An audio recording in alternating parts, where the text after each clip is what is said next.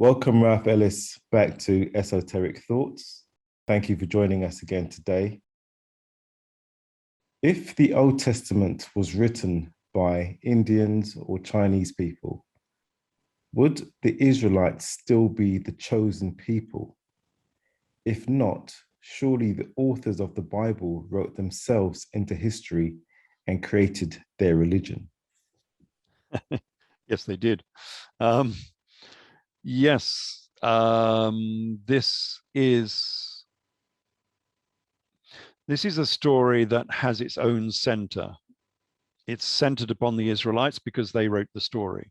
This is the old adage of, the victors write history.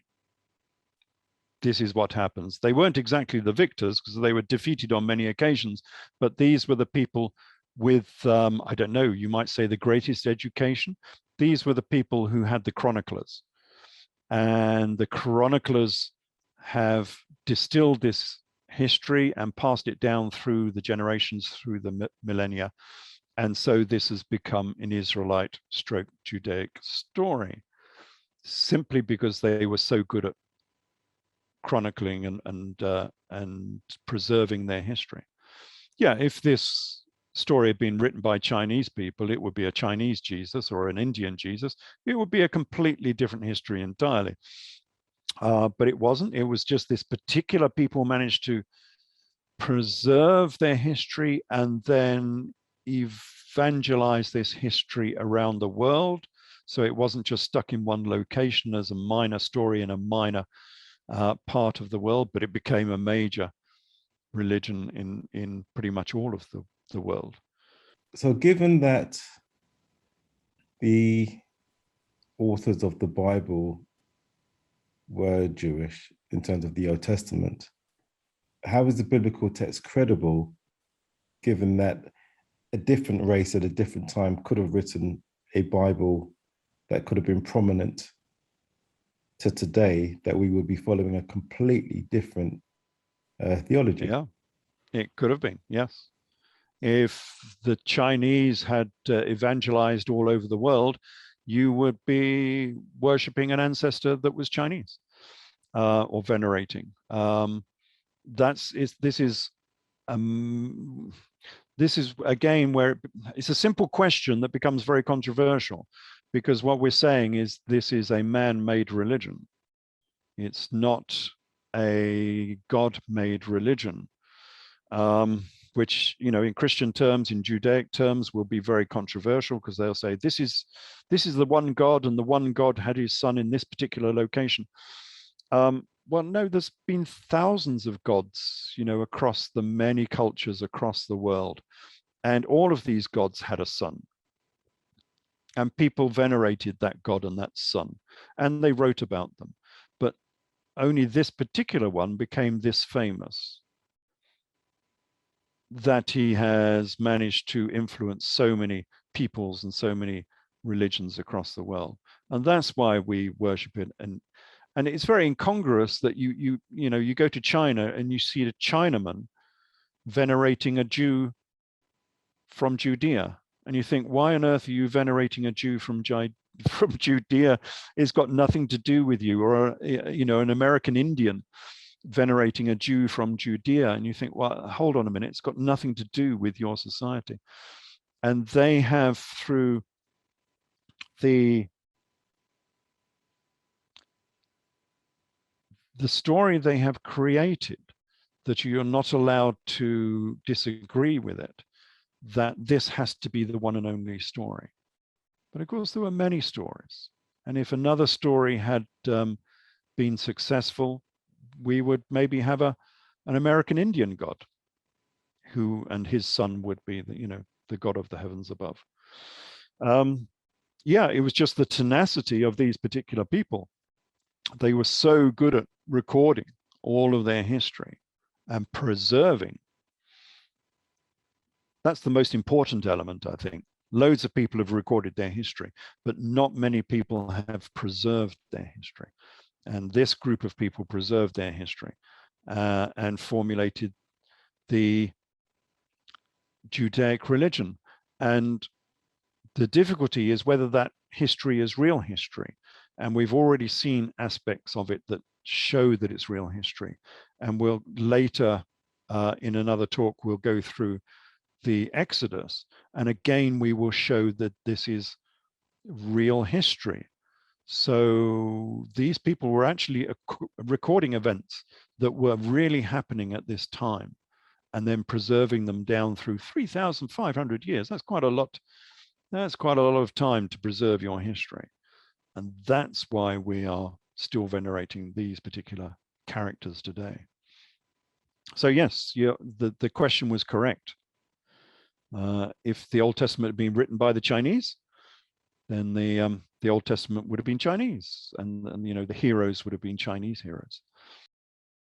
Looking at the study of the comparative religions, why are there so many similarities between pagan gods and the biblical God? Yeah. Yes. That question went on a bit and gave some examples, but yes, the answer is fairly simple. It's because the biblical God is pagan. Remember that the basic thesis that we're developing here throughout all of these talks is this religion came out of Egypt. So Judaism came out of Egypt, Christianity came out of Judaism. And when Judaism came out of Egypt, it took many aspects of the Egyptian theology with them. As we said before in a previous talk, you don't get people like Joseph, who was the prime minister of Egypt, and probably the high priest of Heliopolis. You don't get him in that high position if he doesn't speak Egyptian, write Egyptian, understand Egyptian theology and culture, and be thoroughly Egyptianized himself. And you can see that from those links and the many other links that we'll give as well with the Exodus and other events, the ancient Judaism was steeped in Egyptian theology. I mean, that's why the the Judaic God is called the Adon. Okay, so the Judaic God has many names. He was called Yahweh, of course, El Elohim. He was called Shaddai. He was also called the Adon. And the Adon was the god of Akhenaten. So you can see the god of Akhenaten was called the Aten or the Adon. And you can see that they've brought this information out of Egypt. I mean, there are several of the ancient texts have found their way into biblical texts. So if you look at the Joseph plot, Joseph, him of the coat of many colors, that really comes from the tale of two brothers, which is an ancient Egyptian text. The Ten Commandments comes from the judgment of the dead. Walking on water comes from the instruction of Akhenaten. The Lord's Prayer essentially comes from the maxims of Ani. The Psalm 104, the famous one that people can look up, Psalm 104 comes from the hymn to the Aten, the god Akhenaten. Proverbs 22:20 comes from the instructions of Amenemopet, and it's called the same. It's called the 30 chapters, the 30 sayings. So you can see a lot of what we consider Judaism has actually sprung out of Egypt. And a lot of the gods came from there as well. So yeah, the Judaic god was called Yahweh. Yah is the Egyptian moon. So Yahweh is the moon god. Elohim is the sun god. Shaddai comes from Seth, the god of war and storms. As we said previously, David and Solomon built temples to many gods, including the gods of Egypt. Makatemar worshipped an idol, which was a priapus. It was a phallic symbol. And she would have been, of course, one of the descendants of King David. Jeremiah, if you look at the book of Jeremiah, Jeremiah is continuously admonishing the people for worshipping the Queen of Heaven, all the way through the book of Jeremiah. Who's the Queen of Heaven? She's Isis. And so the Jews at that time, we're talking here 6th century BC, when they were escaping from Jerusalem during the Babylonian invasion, they were worshipping Isis. So yes, it's the ancient history of Judaism is steeped in what people would call pagan gods, but they were just cosmic deities, astrotheology. And yes, as we said again in a previous talk, that Solomon built temples for the Chemish, the abomination or the idol of Moab, and for Molech, who was the idol of the children of Ammon. And as we said before, that, you know, the children of Ammon are the children of Amun, Amun-Ra, the Egyptian god Amun-Ra. So why are there so many similarities between, you know, the ancient cosmic gods and the biblical God? Well, because the biblical God has come out of these pagan roots. If you go back into its ancient history, 2000 BC, 1500 BC later, all of what we call Judaism today has come from these ancient roots. They changed the religion into monotheism, but that didn't happen until the reforms of Akhenaten, who was the first of the monotheists. We're talking there about 1320 BC. And he started the change from polytheism into monotheism. But that was not complete within Judaism until the 6th century BC. So it took 600 years to change Judaism from a polytheistic religion into a monotheist religion.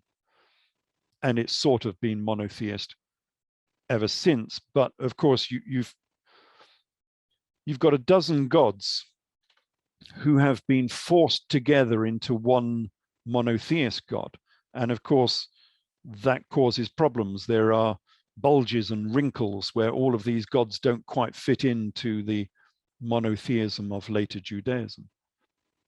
And that shows itself as all of these inconsistencies with the names of their god, etc. So yeah, we are worshipping an ancient pagan god, or gods that have been changed over the centuries, over the millennia. Why was early Judaism seen as a lunar religion and having doctrines pertaining to the moon? Yes, we're going back to the early history of Judaism here, that it came out of Egypt. And of course, Yahweh, we know this is the name of the Judaic God, but Yah in Egyptian is the name for the moon. So Yah is ancient Egyptian for the moon, and it's used as the name of their moon god and some of their pharaohs. Ahmose the first is the son of the moon god. And the calendar of Judaism is also, it's the lunar calendar. So one of the aspects that they depended on when they came out of Egypt was not so much an emphasis on Ra, Elohim, El, or Adon, the sun god, but on Yah, which is the moon god of Egypt. And so, yes, this religion came out of Egypt, and they took this dependence upon veneration of the moon as being a central component within their religion. And so a lot of Judaism pertains to the moon because it came from Egypt.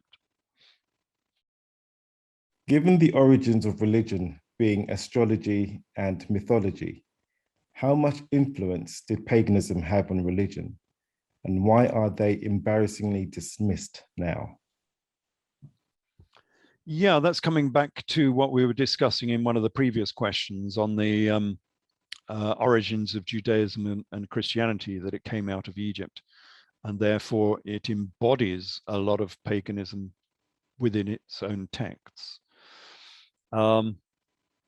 Why is it embarrassed? Why is it dismissed? Well, because the priesthood have distilled this information and they have formulated a narrative. And now the narrative is more important than the text. And time again, you can say the text doesn't agree with your narrative. You know, you have the narrative of the carpenter. That's not what it says. You know, Jesus was just a poor carpenter, even though he seemed to be very influential and have influential friends that were connected with the royalty. He was just a poor carpenter. It's not what it says. He was a tekton. And a tekton in Greek is an architect. You can still hear the word tect in the English today. He was an architect. He was a tekton. That's what it says in the Gospels. It doesn't say he was a carpenter. It says he was a tekton. And a tekton is an architect. We're going back to the links again with Masonry, with Lazarus having a 3rd degree raising. I don't know how to put this, but Jesus was a Freemason.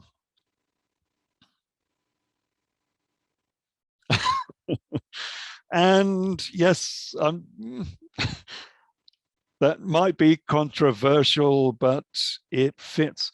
Why do you think his primary disciple was called Peter? Well, his name wasn't Peter, of course. His name was Simon. The primary disciple of Jesus was called Simon, but he gave him the title Peter Kephas. And Peter Kephas means the stone. Why was the primary disciple called the stone? Because it's a symbol of Freemasonry. It is one of the central aspects that when you join Masonry, you come into Masonry as a stone, the rough ashlar. And then as you gain knowledge, as you gain wisdom from Freemasonry, you become the smooth ashlar. An ashlar is just a brick, it's a stone that can be used in building, that can. So when someone comes into Freemasonry as the rough ashlar, it's just a rough rock. You can't use a rough rock for making a cathedral. You have to smooth it. You have to turn it into a brick. It has to be educated. It has to have wisdom. And then it becomes a smooth ashlar. And now you can actually place it upon the wall of the cathedral to make your cathedral. And so Peter was called the stone. He was the rough ashlar. He is the smooth ashlar. Yes, the church are embarrassed by that. They don't like the links we've already seen to astrotheology. They don't like the links to Egypt, which we've been looking at. They don't like the links to polytheism we've been looking at. And they certainly don't like the links to Freemasonry that we've been looking at. Freemasonry was demonized. Even though it comes from the Old Testament, it's just another interpretation, effectively, of the Old Testament. And they don't want any links to that particular esotericism. And so, yeah, they have to dismiss it. So anything to do with astrology, mythology, the zodiac, Freemasonry, architecture, it all has to be dismissed because their new narrative does not include that in the narrative, even though the original texts do contain that in the original texts. So yeah, it's well, you can see from the reactions of people how controversial this is when you say that Jesus was a Freemason. People throw their arms up in horror. Oh, you can't say that. That's why it's dismissed, because it has been demonized. You're not allowed to say it anymore. The early church uses celestial symbols in stained glass windows. Why? Because a picture tells 1,000 words. You can encapsulate a lot in a picture. And again, you can do it on two levels, the same as Jesus used to speak in parables, which again, as before, can be taken on two levels depending on your understanding. So a picture can encapsulate an awful lot of information. And as Jesus said, we've said this before, Jesus said to his disciples, because it is given to you to know the mysteries of the kingdom of heaven, but unto them it is not given. So these pictures in the stained glass windows can be used on the surface like the stations of the cross. You know, if you go into many churches, I don't know if they do this in Baptist churches, but in many Catholic churches especially, as you go around the church, you will see the stations of the cross. And they'll normally have 12 of them, and they tell the story of the crucifixion, all the way from the arrest, all the way up to the ascension of Jesus and so on. And it's done in pictures because, you know, lots of people were illiterate at the time, and it was a great way of teaching people the basic tenets of the New Testament. But you can hide other things within those pictures as well. And we spoke about this in the last talk, where they will have images of the dove. And the dove will be, oh, it's an image of peace or whatever. But of course, the dove, as we said before, came out of Egypt. It is a picture of the flying sun disk of Ra. But now you can present it in a church as a Christian symbol because it doesn't look very Egyptian, and you can have it on all the stained glass windows, and people will just say, oh, that's just, it's sort of like an aspect of God or something. No, it's got rays coming out of it. It's an image of the sun god. It's an image of Ra, the flying sun disk of Ra. So yeah, stained glass windows and all of the pictures and paintings you get in Christian, Catholic especially, churches have been long used for this sort of overt and covert education. Doesn't occur so much in Protestant churches because, of course, they had a pogrom against all of this imagery because all of that goes against the commandments of God. You know, one of the first commandments of God was you will not have any graven images. And of course, you go into a Catholic cathedral and it's full of graven images everywhere. You know, so they've contravened the, what is it, the second commandment? It's either the second or the third, I can't remember. So if you go into many Protestant cathedrals, all of those were covered up. And that's especially true in Holland, if you go to Holland. And it's a bit unfortunate that they went so far in Holland as to destroy all of the stained glass windows because they had graven images all over them. And so they've lost a lot of their history, and a lot of their churches was all destroyed. And so a lot of the windows now you get in Dutch cathedrals are all modern. Luckily in Britain, a lot of the stained glass windows, because they were very, very expensive and very, very difficult to replace. And so they just left them there. But the statues and imagery that were outside all of the churches, they smashed them up and took them down. So if you go to places like Salisbury Cathedral and Wells Cathedral, these big old cathedrals, you'll see these great ornate facades on the front of the church with loads and loads of niches, all empty. And of course, every one of those niches would have had a statue in it, a statue of a saint or character from the New Testament or Old Testament. And they've all gone. But if you go to places like in Rome, or if you go to Milan Cathedral, which is, you know, a fantastic old Gothic cathedral, all of those statues are still there, covering, I don't know how many there must be. There must be something like 300, 400 statues around the whole of this cathedral. They're everywhere. And yeah, through those you can teach people the history of the Gospels, but on two levels. You can do it overtly and covertly. Thank you, Ralph.